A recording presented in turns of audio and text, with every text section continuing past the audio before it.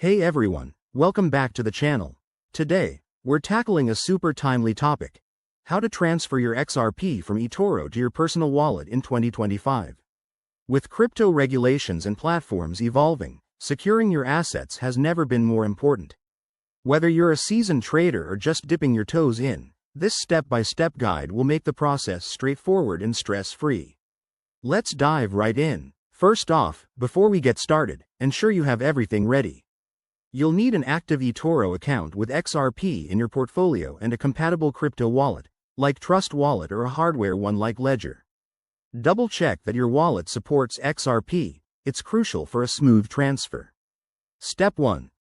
Log into your eToro account using your credentials. Head over to your portfolio section and locate your XRP holdings.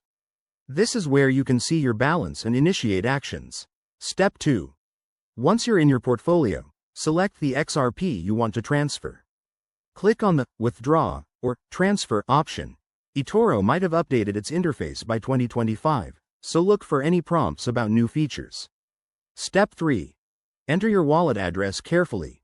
This is a critical step. Double-check for accuracy to avoid losing your funds.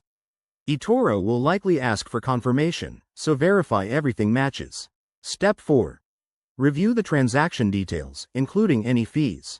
In 2025, network fees for XRP on the XRP ledger are usually low, but keep an eye on eToro's withdrawal charges.